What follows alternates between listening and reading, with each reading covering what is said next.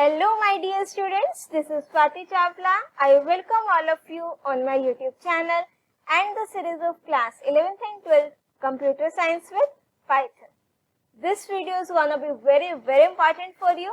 Either you are in class 11 or you are in class 12 because ये topic हमारा दोनों ही classes में है और दोनों ही classes के लिए बहुत important topic है even from your exam point of view.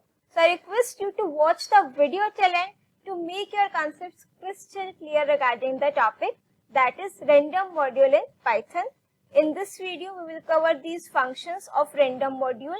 इसको practical implement करेंगे so that आपके mind में जितने भी doubts हैं और I can say वो doubts आने से पहले एकदम क्या हो जाए clear. So without wasting any time, let's start our today's video. But before starting this, if you are new to my channel and not subscribed it yet, please subscribe my channel and press the bell icon to get the updates of my upcoming videos. And you know what? More than 60 to 70% students are watching the video but channel को subscribe नहीं करो ना ही video को like करो. These are the only two things which really gives the motivation. और I get to know कि मेरे students किस type की videos को देखना पसंद करते हैं. तो अगर आपको video पसंद आए तो जरूर video को like करो, अपने comment share करो, plus channel को subscribe करो. So now, without wasting our time, let's start our today's video.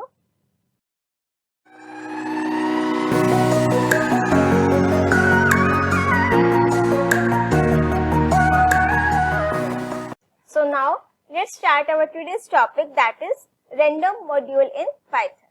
अब इस random word से क्या समझ में आता है? Randomly कोई भी चीज करना. Now let's suppose if 4 or 5 students are sitting around me, I have to call any one student randomly. किसी को भी मैं कॉल कर लूंगी, right? So why there is a need to introduce this random concept in Python? पहले general real life की examples देखेंगे. When we require such numbers which are not known earlier, example captcha code हो गया आपका. In this situations में हम क्या use करते हैं? Random numbers. और examples देखो, जैसे lottery cards होते हैं, lottery randomly generate होती हैं. रिकैप्चा कोड्स होते हैं, आप लोग कोई फॉर्म फिल करते हो, वहां पर भी जो कोड्स जनरेट होते हैं रेंडमली वो कोई भी एक नंबर्स जनरेट होकर के आ जाते हैं. And computer games involving throwing of a dice, picking a number और flipping a coin. This ludo game is very popular. I think आपने खेली होगी ये गेम. इसमें भी क्या होता है, आप डाइस थ्रो करते हो, रेंडमली नंबर्स जनरेट होते हैं, right? Shuffling deck of playing cards. ये सारे कुछ रियल लाइफ एग्जांपल्स और सिनेरियोस यू कैन से where we can use the concept of random module. Now we are having many functions in random module. To use these random functions, we just have to import the random module. अपने भी Python में कुछ functions हैं which are defined in module. So to use those functions, we have to import that particular module also in our program, right? So if I am going to use any of these functions from the random module, the very first step what I have to do, I have to import my random module, right? Without importing the module, I cannot access or I cannot call that function. Now syntax to import the module is very simple. You can say import module name, or second one is you can use from statement also. From, then function name, like from random import random, इस तरीके से, right? Now see this, if you want to import the random module in your program, what you have to write? Simply just import and then random, right? So आपके random module में जितने भी functions हैं वो सारे के सारे अब हमारे import हो चुके हैं. Now we can call those functions. Now let's see our first function, that is random function, right? Now see this difference very carefully. This word random, इस random word से मेरे पास function भी है और module भी है, right? If I am putting brackets here, that means I am talking about the function. So what my random function will do? This generates the floating values. Floating values means decimal values. So this random function will generate floating values between 0 and 1, including 0 but excluding 1. 0.001 something, 0, 0.2. It can generate any value, but 1 will not get included. And it does not require any argument. Argument means in this bracket, यहाँ पर हमने कोई भी value pass नहीं करनी है, right. This generates floating values between 0 and 1 including 0 but excluding 1. Now let's do this practically. अब ध्यान से देखना, इसको हमने पहले मॉड्यूल का नेम लिखोगे बच्चों, after that you have to write the name of the function. So here the name of the module is random and the name of the function is also random. You just have to put brackets, right? Now see this, a random number is generated 0.920 something. Every time it will generate a different random number, right? So you can see हर बार मेरा एक different random number generate होगा within the range 0 to 1. और इसमें आपने एक चीज ध्यान रखनी है, वो क्या कि जो इसकी रेंज है, let's suppose if I am writing 0,1, ये मैंने मैथ्स की नोटेशन लिख दी है, 0 will be included, 1 will not gate included, right. अब अगर सपोज मैं इसमें आर्ग्यूमेंट लिख देती हूँ कि नहीं मुझे 0, 1 के लिए नहीं चाहिए, मुझे 2 से 5 के लिए चाहिए, तो देन तो it will generate error, right. Random function takes no arguments. ये भी हम करेंगे कि अगर मुझे 2 से 5 तक रैंडम नंबर जनरेट करने हो तो कौन सा फंक्शन यूज होता है, बट जो मेरा रैंडम फंक्शन है that will not take any argument. Now let's move on to the next function, that is rand range function. Rand means random और range जो आप range provide करते हो. If I am not wrong, ये range function आपने जरूर पढ़ रखा है. Where? करो ध्यान, in for loop. Yes, very good. ठीक है, तो range function जैसे आपने for loop में यूज किया, it will work similarly, बस एक random value generate करेगा instead of displaying all the values, right? This method always returns an integer between given lower and upper limit to this method, excluding the upper limit. जैसे आपका range function में होता है, it will not include the stop value, start value include होगी, right? And the syntax is also same, random dot rand range. A, this is my lower limit, B, this is my upper limit, and the step value, the gap between the values from lower to upper limit. It will generate random integer values.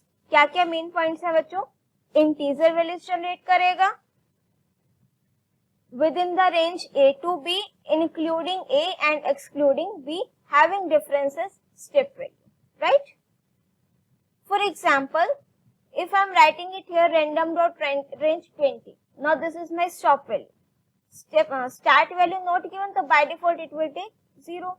So it will return any integer value randomly between 0 to 90. Now see this random dot rand range 2,8,2. Now this 2 is the start value, 8 is my stop value, and this 2 is my step value. So अगर मैं 2 का gap लेकर चलूं, 2, 4, 6 and then 8, right?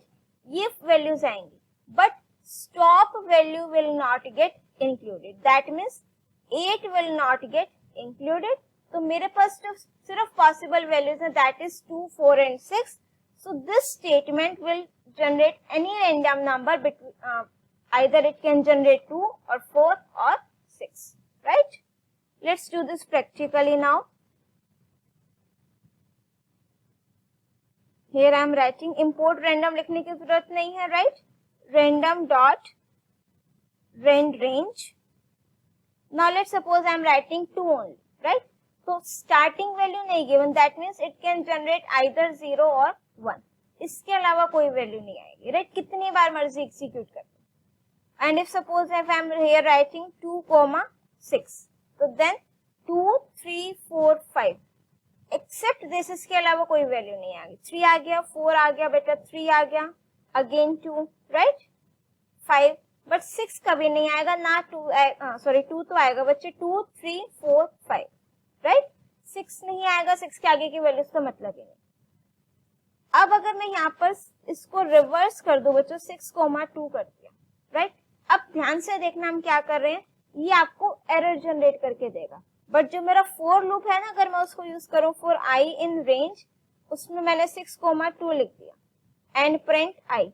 इस time ये आपको error नहीं generate करके देगा, ये आपको नो आउटपुट मींस कुछ नहीं डिस्प्ले करेगा. बट यही सेम चीज if I am writing in my randrange function की स्टार्टिंग वैल्यू आपने बिगर लिखी as compare to the upper limit means जो सेकंड आर्गुमेंट है, तो it will generate the error. अगर आप यहाँ पर स्टेप वैल्यू -1 लिख देते हो तो उसी तरीके से काम करेगा जैसे आपका फोर लूप में करता है, ठीक है। यहाँ पर वो बाय डिफॉल्ट स्टेप वैल्यू क्या ले रहा था मेरे पास 1। तो अब ये क्या क्या जनरेट करेगा 6 5 4 3, राइट। लास्ट वैल्यू मीन्स जो आपकी स्टेप वैल्यू है, सॉरी स्टॉप वैल्यू 2, वो इंक्लूड नहीं होगी, राइट। 2 इंक्लूड नहीं होगा। Now let's move on to our next function that is rand_int. अभी तक सिर्फ कौन सा पढ़ा, रैंडम फ्लोटिंग वैल्यूज जनरेट करेगा बिटवीन 0 to 1 इंक्लूडिंग 0 एक्सक्लूडिंग 1। उसके बाद हमने पढ़ा बच्चों rand range, रेंज फंक्शन की तरह वर्क करेगा। Next is my rand_int function. rand_int means randomly it will generate integer values, right? Most important function we are going to discuss this, right? It will take 2 parameters और जो ये randomly integer values generate करेगा it will generate between these 2 limits including both the limits, means upper limit as well as lower limit, दोनों को ही ये include करेगा। The syntax is random.rand_int a, b. It will generate random integer values within the range a to b including a and b both, where a must be less than or equal to b. इसको भी अभी practically करेंगे। What does this mean? a must be less than or equal to b, right? Now see this example, random.rand_int 3, 7. It will generate randomly integer values between 3 and 7 including 3 and 7 also. Means it can generate either 3 or 4 or 5 or 6 or 7, right? Now see this example, random.rand_int 2, 5. 2, 3, 4, 5. It can generate any value, right? अब 5, 5 तो ये सिर्फ 5 ही generate करेगा, इसके अलावा कुछ नहीं। Now let's do this practically. Random.rand_int. Let's suppose here I am writing 2, 6. 2, 3, 4, 5, 6. It can generate any value between this range और बाउंड्री वैल्यूज इंक्लूड होंगी, प्लस इंटीजर वैल्यूज ये आपको रिटर्न करके देगा, राइट। आप इसको इस तरीके से भी कर सकते हो, a इक्वल्स टू random.rand_int 2, 6, ये एक वैल्यू रिटर्न करके देगा। तो that means if I am going to print this variable a, तो उसमें एक मेरे पास रैंडम वैल्यू है, right. If I am writing random.rand_int 6, 2, तो it will generate the error. That means जो वैल्यू है फर्स्ट आर्ग्यूमेंट की, either it must be less than और equals to my second argument. Equal हो सकती है बच्चों 6, 6, तो it will generate only one random value every time, that is 6। इसके अलावा वो कोई भी रैंडम नंबर जनरेट नहीं करेगा। Clear? Now let's move on to our next function that is uniform. Uniform function returns any floating point number. किस type की value return करेगा? Floating point number means decimal value between 2 given numbers, right. अब points की value generate कर रहा है। Get a random number in the range a, b और depending on the rounding, means आपकी जो starting value means lower limit, ये तो इंक्लूड करेगा ही करेगा यूनिफॉर्म फंक्शन, राइट। अब जो b है बेटा मीन्स अपर लिमिट, डायरेक्टली तो ये इसको इंक्लूड नहीं करेगा, बट इनडायरेक्टली अगर मैं राउंड ऑफ करते करते वो वैल्यू आ जाती है तो इट कैन इंक्लूड, राइट। अब आपको किसी भी फंक्शन से रिलेटेड डॉक्यूमेंटेशन देखनी हो, हेल्प चेक करनी हो कि ये फंक्शन मेरा किस पर्पस के लिए है, तो what you have to do, just write help. अगर देखो हेल्प की ब्रैकेट में रैंडम लिखोगे तो ये सारे के सारे रैंडम फंक्शंस जितने भी उस मॉड्यूल में फंक्शंस है सब कुछ डिस्प्ले करा देगा, right. But if you want to take help of a particular function, so what you have to write help random dot, let's suppose I am writing it here uniform function. तो ये सिर्फ उसी function से related आपको documentation देगा। helps on module uniform in module random, uniform a, b method of random module. It gets a random number in the range a, b or a, b with both the value including depending on the rounding. कि अगर values को हम round of कर रहे हैं तो वो अगर उस टाइम पर वो लास्ट वैल्यू इंक्लूड हो रही है तो fine, otherwise it's very rare कि आप यूनिफॉर्म फंक्शन यूज करो और आपकी वो boundary value last value include हो जाए, right? If I am writing random dot, let's suppose uniform 2,4, so it will generate any value between 2 to 4 range of floating values include होंगी, 2 include होगा, 4 include नहीं होगा, right? If I will right let suppose 1,1, तो मेरे पास क्या आ रहा है 1.0, एक ही वैल्यू आएगी, राइट? वहीं से हम स्टार्ट कर रहे हैं, वहीं पर हम एंड कर रहे हैं, तो एक ही वो मेरे पास बचता है यूनिफॉर्म में। अब डेसिमल में वैल्यू देनी है तो उसने वहां पर क्या लिख दिया 1.0। अब अगर मैं यहाँ पर 10,1 लिख देती हूँ तो ये एरर नहीं जनरेट करेगा इस टाइम, जो मेरा किसने करा था, रेंज ने भी और रेंड इंट ने भी, राइट? यूनिफॉर्म फंक्शन क्या कहते हैं, आप दो आर्ग्यूमेंट्स पास करो, उसके बीच में ये आपको रेंडमली कोई भी वैल्यू जनरेट करके रिटर्न करेगा ऑफ किस टाइप की, float point, floating value, right? If I am writing here random dot uniform 1,000 let's suppose, ठीक है? तो अब ये मेरे को इस तरीके से सिर्फ वो रैंडम वैल्यू कौन सी दे रहा है 1.4, ये उसके रेंज के बाहर हो गई। अगर मैं यहाँ पर ये जीरोस कम कर दूं, नाउ लेट्स सपोज दिस, तो अभी उसके रेंज की वैल्यू देगा, right?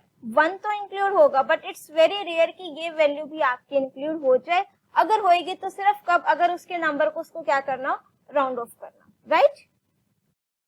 Now let's move on to our next function, that is this uniform we have done, choice function. अब what does this word choice means, कि मेरे पास काफी सारी चीजें हैं, मेरी मर्जी में किसी एक को भी सेलेक्ट करूं, right? So this my choice function will do. This method is used for random selection from list, tuple और स्ट्रिंग और एनी अदर सीक्वेंस। जो भी आपका सीक्वेंस टाइप की वैल्यू होगी, it will select any random value from that sequence. It returns a random element from the given sequence. For example, here we have taken a list L equals to 11, 22, 33, 44. These are the elements in the list. Random dot choice. Here you have to pass the name of the sequence type. Either it can be a list or string or tuple, right? It will generate any random number between these elements. अब तक तो क्या हो रहा था, हम सिर्फ range को स्पेसिफाई कर रहे थे। Till now what we are doing, we were specifying the range and out of that range, और you can say from that range a random number was generated, but here we are providing the list of values. It will generate a random number from that particular values only, right? Now let's do this practically. Suppose here I am taking one tuple, right? Now what it will do? It will generate any random value, means either 11 or 22 or 33. Random dot choice, and in bracket you have to write the name of the sequence, or you can simply write in brackets also, like random dot choice. Inside the bracket you can write the name of list of elements, right? तो यहाँ पर जब भी इसको execute करोगे, every time it will generate a random number from the list of values. First time it has generated 7, 8, 8, 9, then 45, then 56, right? It can generate any number randomly from this list of values, right? अब अगर मैं यहाँ पर अपने string पास कर देती हूँ, पहले string of list देखते हैं। Let's suppose here I am writing random dot choice. Let's suppose list 1, 1, 2, 2, 22 and then 33, right? This is my list of string types. Now it can generate any one element, either 22 or 11 or 33. और वो किस type का होगा बच्चों? String type का। What if I am passing the argument as a string? मतलब let's suppose here instead of this, फिर ये ब्रैकेट्स कॉमास नहीं आएंगे। Now what it will do? It will not means it will either generate 1 or 3 or 3. दो 3 है मेरे पास, इसको हम कर देते हैं let's suppose 4.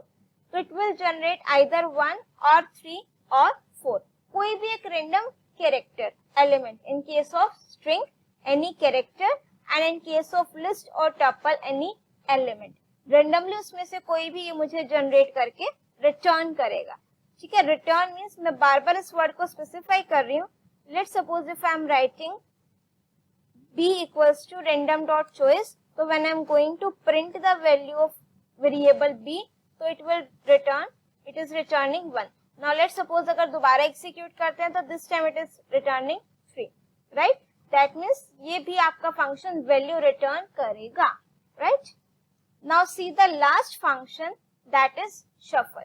अब what does this shuffle function do? Shuffling क्या होती है? किसी भी चीज को शफल कर देना, राइट. अब जब मैं किसी चीज को शफल कर देती हूँ, let's suppose if I am having the bowl, उसमें मेरे पास कुछ चिट्स हैं, उसको शफल करेंगे, ओरिजिनल में ही शफल हो रही है ना, मैंने उसकी एक न्यू लिस्ट तो नहीं बनाई, राइट. तो what my shuffle function will do, it will shuffle the elements of a list. ये सिर्फ आपका किस पर अप्लाई होगा? लिस्ट पर. रीजन कि मैं क्या कह रही हूँ, ये किस पर चेंज करेगा? In place. और इन प्लेस चेंजेस सिर्फ मेरे टपल में पॉसिबल नहीं है, स्ट्रिंग में पॉसिबल नहीं है, इंटीजर नहीं, because those are my immutable data types, whereas list is my mutable data type. और डिक्शनरी आप नहीं कह सकते, क्यों? क्योंकि डिक्शनरी मेरा अनऑर्डर्ड कलेक्शन ऑफ एलिमेंट्स है, उसमें तो हम वैसे भी की हेल्प से वैल्यूज को एक्सेस करते हैं. And it returns none. Most important point बच्चों, जो मैं चीज अब तक बार बार कह रही थी, वैल्यू रिटर्न करेगा. This shuffle function will not return any value, right. It will shuffle the values or elements in the original list. And the syntax is random dot shuffle. Within the bracket, you can either write the list object or the list of elements. Let's do this practically. Let me take a list here. List हमने पहले भी ली थी, right? Now here I am writing random dot shuffle. चलो पहले इसकी ID function से ID check करते हैं, right? कि हमने बोल तो दिया इन प्लेस करेंगे, बट मैम ने दिखाया तो नहीं कि इन प्लेस ही कर रहा है. ये हमारे पास इस लिस्ट की आईडी आ गई, मींस एट मेमोरी, ये इस लोकेशन पर स्टोर है मेमोरी में. Now what I am trying to do, random dot shuffle और ब्रैकेट में हमने लिख दिया एल. तो when I am pressing the enter key, तो ध्यान से देखो मेरे पास कोई वैल्यू रिटर्न होकर के नहीं आई है. That means it is not returning any value. And if it is not returning any value, then that means it will return none. Now try to print the value of variable L. Now see this. Earlier the elements of list L was in this sequence. Now this one. Element shuffle हो गए. अभी किसी भी तरीके से shuffle हो सकते हैं, right? अब अगर मैं इसकी ID चेक करूं, ID of L. Now see this. Both IDs are same. Earlier it was 680885584 and now also it is 6808854. That means changes are being done in place, right? अब इसमें अगर मैं लिख देती हूँ, let's suppose C equals to, here I am writing C equals to this, right? अब L को print कराओगे तो एलिमेंट्स तो शफल हो गए मेरे पास, but what if I will try to print the value of variable C? अब C की वैल्यू नहीं प्रिंट होगी बच्चों. अगर प्रिंट फंक्शन से कराओगे तो it will print none, right. तो what does this simply mean कि this shuffle function will return none, और जो भी चेंजेस होंगे shuffling of elements that will done in place, right. So इसी फंक्शन के साथ आपके रैंडम मॉड्यूल के ये सारे फंक्शंस हमने कवर किए हैं. आई होप आपके कंसेप्ट्स एकदम क्रिस्टल क्लियर हो गए होंगे. If your concepts are clear, do press the like button and share your views in the comment section. And don't forget to subscribe my channel and press the bell icon to get the updates of my upcoming videos. Till then, keep watching, keep studying.